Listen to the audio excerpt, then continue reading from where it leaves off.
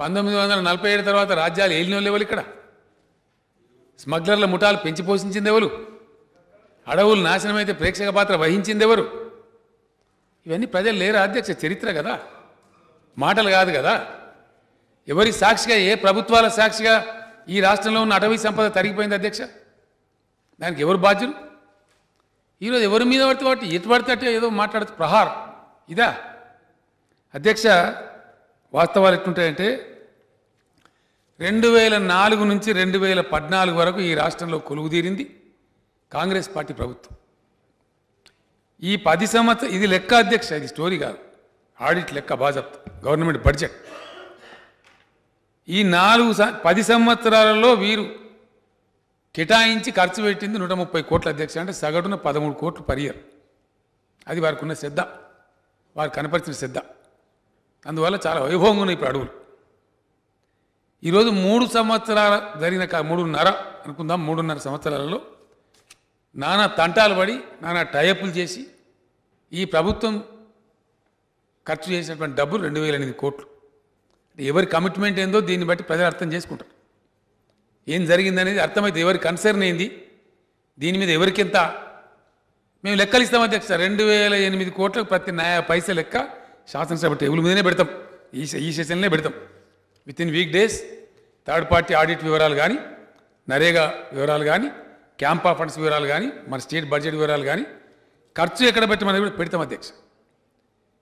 రామచంద్రారెడ్డి గారు మాట్లాడి, అరుణ గారు కూడా అన్ని 230 పెడతామంటే గింతే పెట్టి ఇంకెప్పుడు పెడతారు?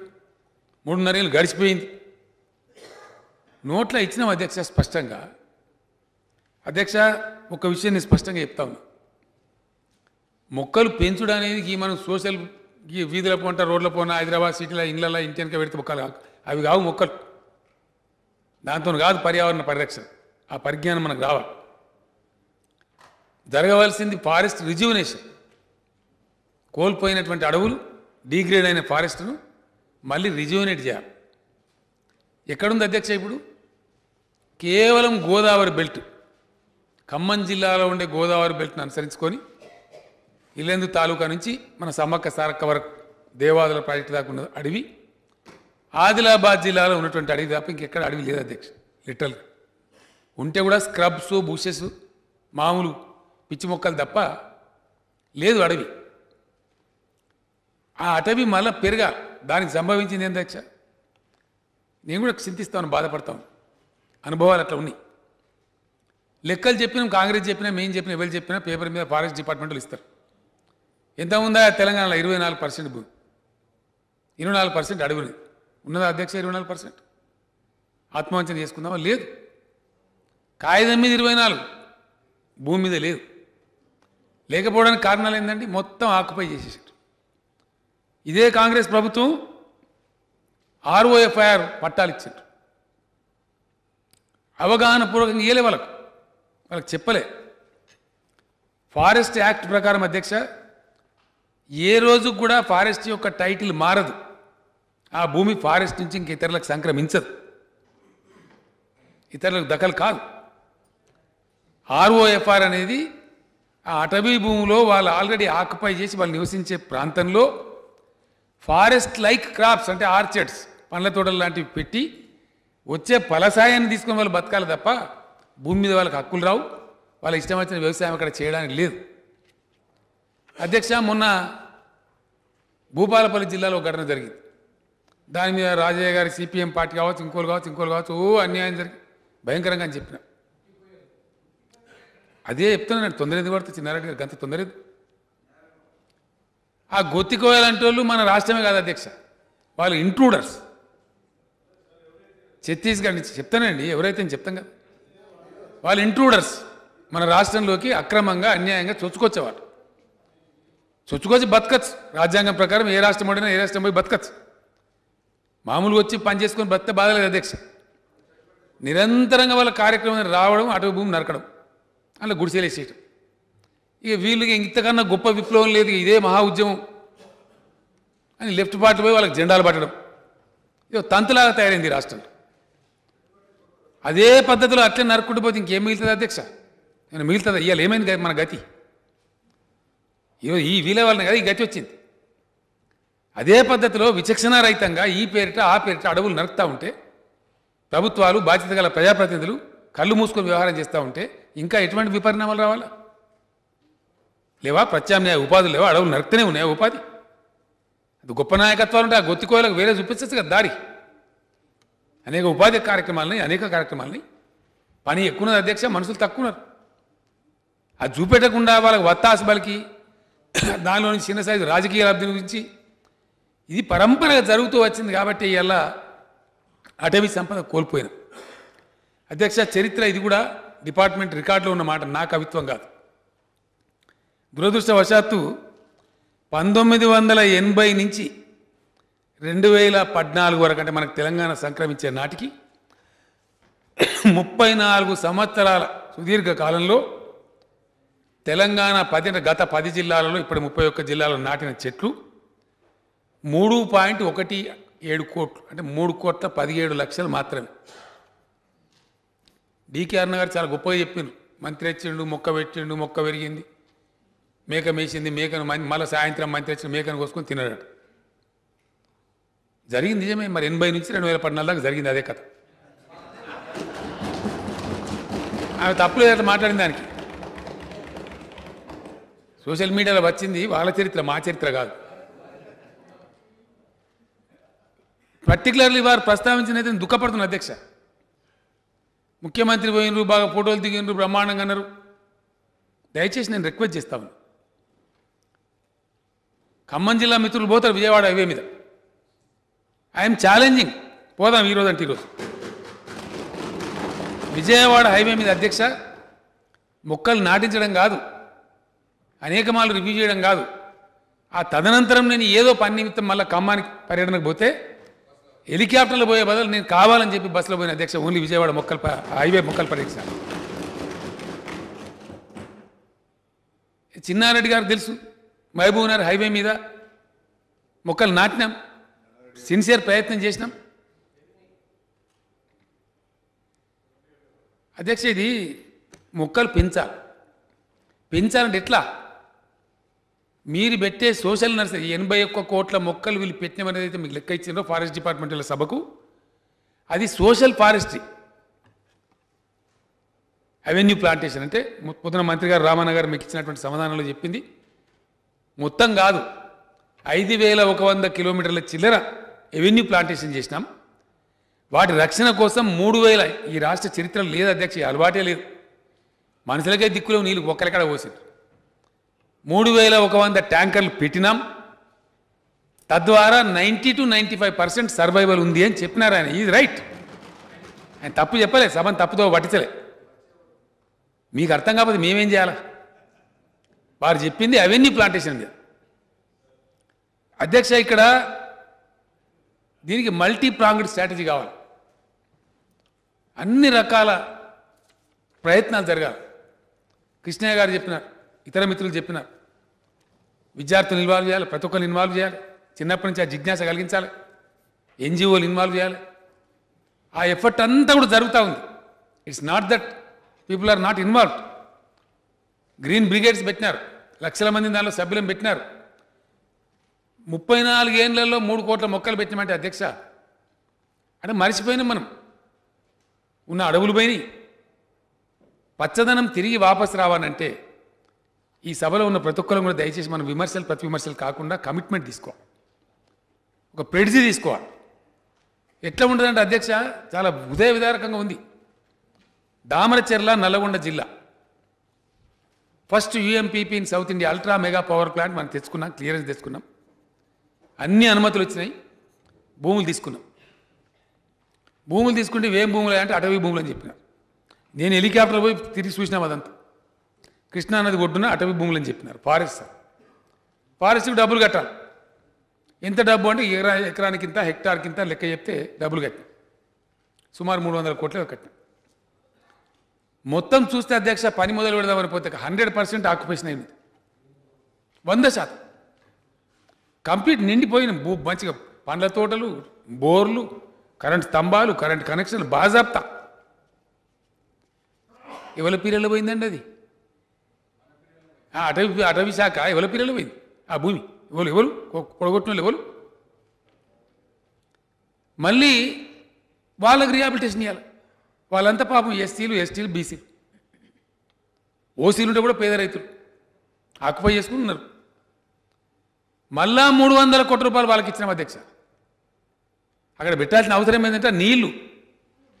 నాగార్జున సాగర్ కింద టేల్ పాండ్ కింద అష్యూర్డ్ వాటర్ ఒక అల్ట్రా మెగా పవర్ ప్లాంట్ పెట్టినప్పుడు రేపు ఇంకో 2-3 వేల మెగావాట్ అంటే 6-7-8 వేల మెగావాట్ల పవర్ ప్లాంట్ పెట్టుకునే పరిస్థితి పోతున్నప్పుడు దానికి అష్యూర్డ్ వాటర్ కావాలి. దానికి అక్కడ సరిపోయేది కాబట్టి ఆ జాగా టెక్నికల్గా నిపుణులు చెప్పినారు కాబట్టి అక్కడ పెట్టినాం. డబుల్ పే చేసినాం అధ్యక్ష, ఇటు ఫారెస్ట్ డిపార్ట్మెంట్కి అటు ఆక్యుపెంట్స్కి. ఏమనంటే వాళ్ళు దళితులు గిరిజనులు పంపించడానికి లేదు, జబర్దస్త్ చేయడానికి లేదు. ఈ విధంగా అటవీ భూములు ఇలా 24% ఉన్నాయని చెప్పబడుతున్న భూములని బాధ్యత మనం చేస్తాం. అందరం కూడా దయచేసి శాసనసభలో ఉన్నటువంటి ప్రతి ఒక్కరి బాధ్యత. నేను ఎందుకు చెప్తున్నానంటే అధ్యక్ష, ఎంత ధనం మనం సంపాదించి ఇచ్చినా మన పిల్లలకు భవిష్యత్ తరాలకు ఆ ధనం అనుభవించాలన్నా వెల్త్ ఎంజాయ్ చేయాలన్నా బతకగలిగే పరిస్థితులు ఉండాలి, లివబుల్ కండిషన్ ఉండాలి. ఇయ్యాలని నేను చెప్తున్నా అధ్యక్ష, on record, I want to be on record. A day will come, Hyderabad లాంటి కాంక్రీట్ జంగల్ లాంటి నగరంలో కొన్ని వేల కోట్లు దారబోసి మనం అక్కడో 100 ఎకరాలు అక్కడో 100 ఎకరాలు అక్వైర్ చేసి చెట్టు పెంచేటువంటి పరిస్థితి వస్తుంది డెఫినెట్గా.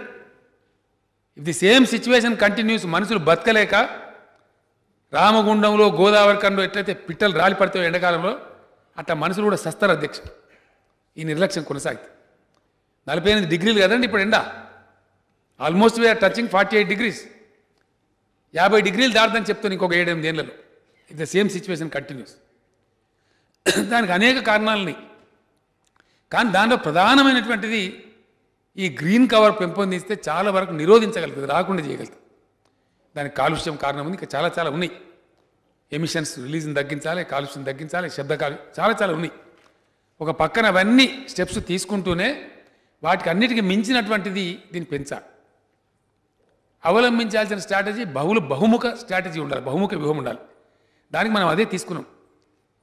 రామచంద్రారెడ్డి గారు గమనించాలి, 230 కోట్ల మొక్కలు నాటాలనే సంకల్పానికే గుండె కావాలి ఇంతంత. 34 ఏళ్ళలో 3 కోట్లు. ఏం సార్ ఎట్లా చేద్దాం, గట్టెట్టవుతుంది ఇట్టెట్టవుతుంది, క్వశ్చన్లు, డౌట్స్, సందేహాలు. 230 కోట్ల మొక్కలు నాటంటే ఎట్లా సారి సామాన్య చిన్న విషయమా?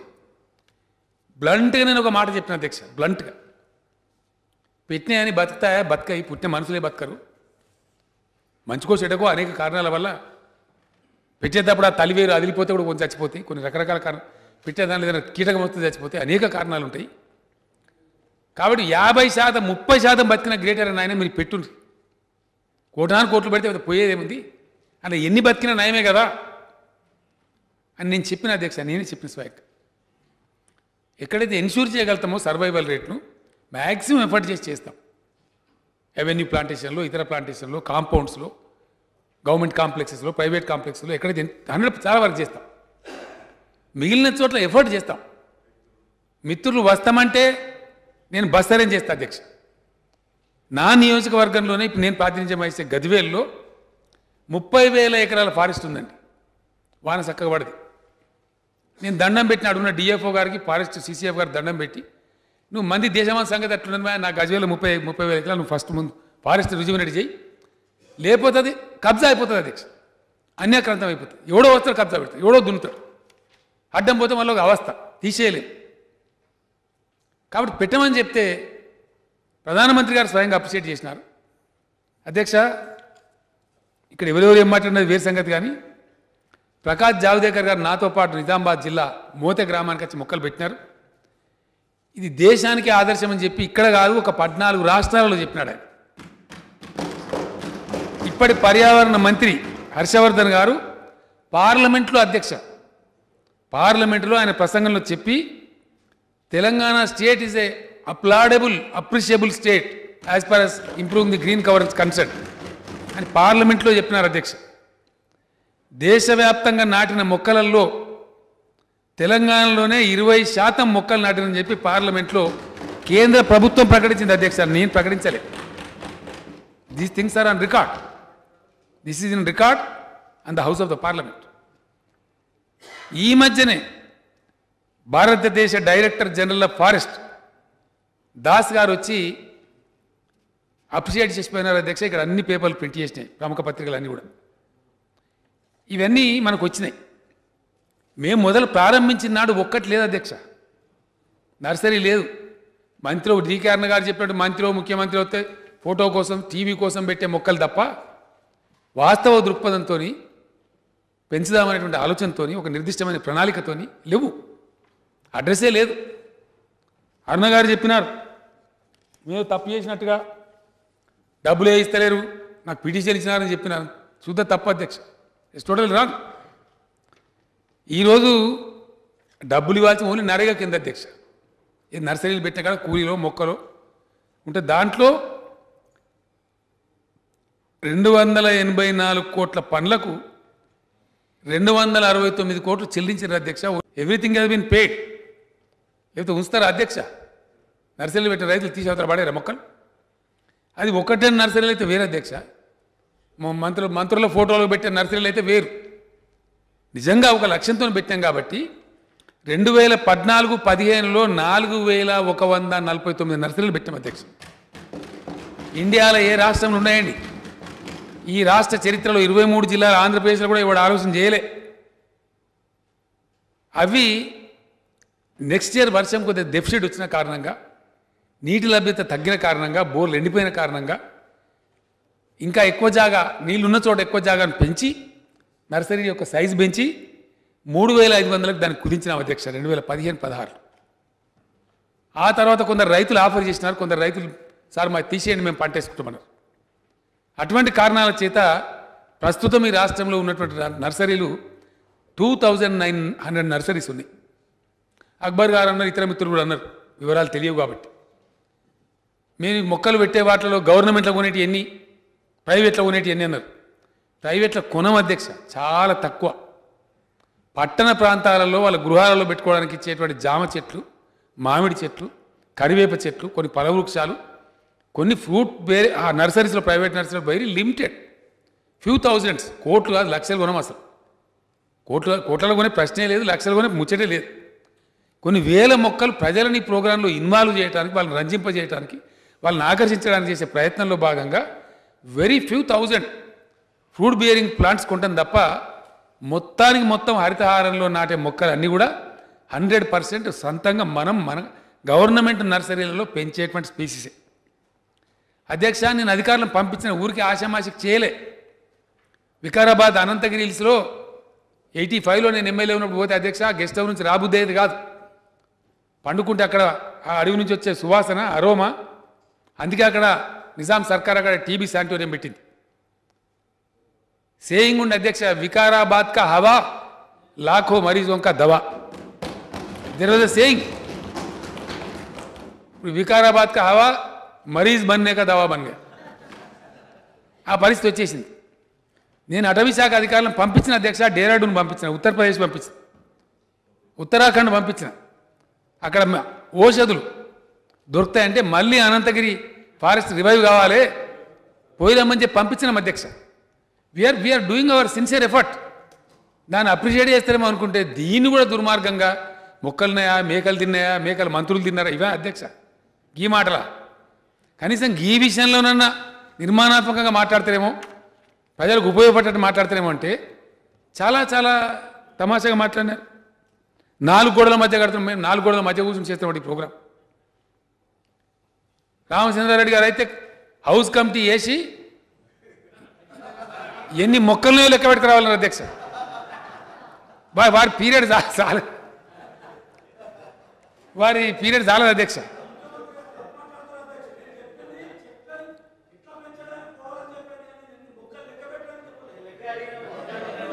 అధ్యక్ష రికార్డు తీయండి, ఇప్పుడు మీరు రికార్డు తీయాలి అధ్యక్ష.